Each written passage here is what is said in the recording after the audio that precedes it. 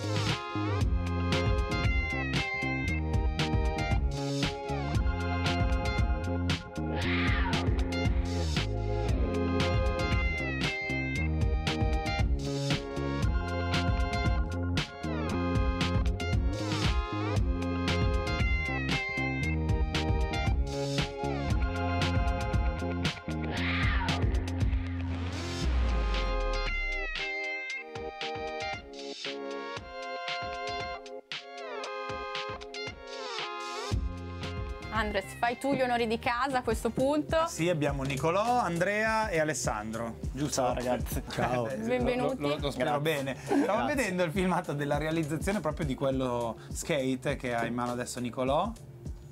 E quello ha una coda tipo a rondine, come si chiama? Sì, coda di rondine. Coda di rondine, esatto. Coda di rondine. Coda di rondine, ma voi costruite questi skate sono particolari, cioè uno magari è abituato a vedere uno skate di quelli classici con il grip nero, bombati per fare i trick, invece i vostri hanno un utilizzo molto diverso, no? Sì, diciamo che è più visto come mezzo di trasporto.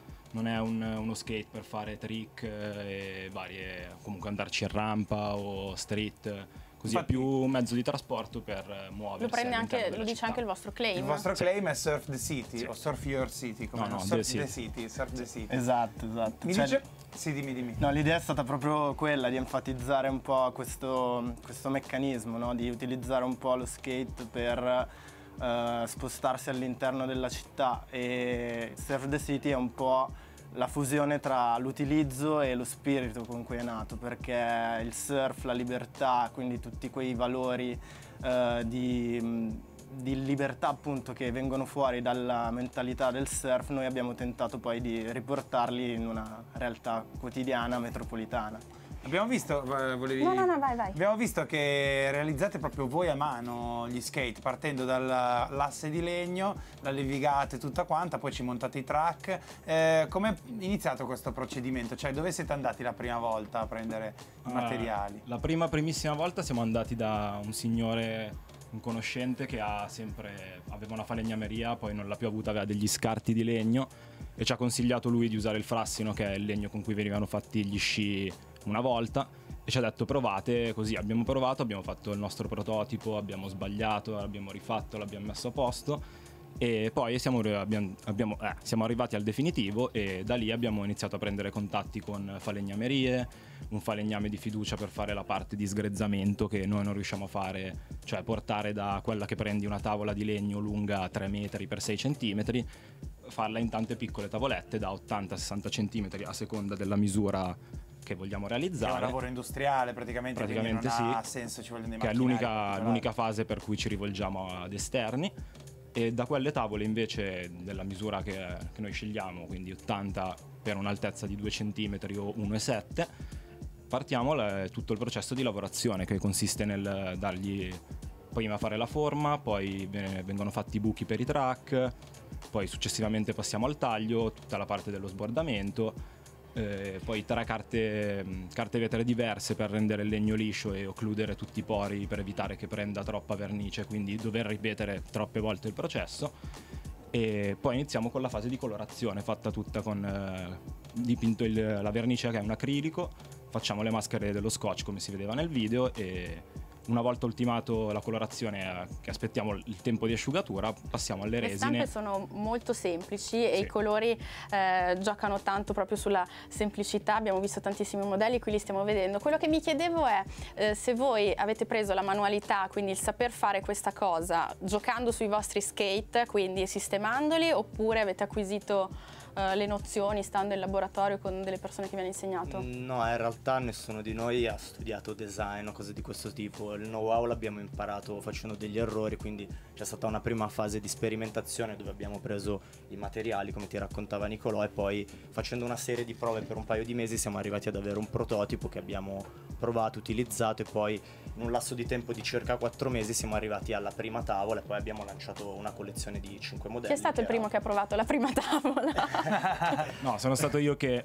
avendo tutta la parte di realizzazione, ci siamo stati aiutati da mia madre, che ha una bottega di restauro, quindi un posto dove potevamo lavorare il legno senza doverci andare a comprare anche per il primo i macchinari. Certo. E quindi, essendo, diciamo, ero io il figlio della mamma, quindi Vai, mettiti sullo skate, vai. a lavorarci, a metterci la mano, a acquistare più in fretta la manualità. Il tester, me lo immagino Così, come... E poi siamo andati a Monza, un posto che conosci bene, in Cappella, abbiamo provato lì che c'è un bel asfalto e abbiamo provato come rispondeva. Me lo immagino, sai, il momento del test come dell'aviazione. Prova. Vai, metti in moto, una cosa del genere. Voi mi stavate dicendo prima che vendete soprattutto all'estero, cioè li fabbricate qui, proprio qui vicino, però la richiesta arriva soprattutto dall'estero. Esatto, cioè in particolare il paese che per ora ci dà più soddisfazioni è la Francia. E anche se poi, appunto, avendo aperto un e-commerce, appunto, il tuo pubblico si allarga e diventa globale. Al momento la Francia è il paese che ha risposto meglio. Però la soddisfazione più grande è stata vendere anche molto lontano, cioè per esempio alcune tavole sono state vendute, una a Bogotà, una a Cape Town in Sudafrica, La faccio. l'altra sono alcune in Inghilterra, in Germania, quindi diciamo un po' in svariati paio in posti. America Anche, esatto. La prima in realtà a Barcellona. Ma che è perché proprio una andate città. forse a riempire un vuoto? Poi io non è che me ne intendo troppo di skate, ma ne fanno tanti di questi skate un po' old school, vintage. Ma diciamo che al momento la realtà si stanno moltiplicando. Noi, per quanto mi risulta, a livello nazionale siamo i primi. Quindi Forse gli questo... unici addirittura.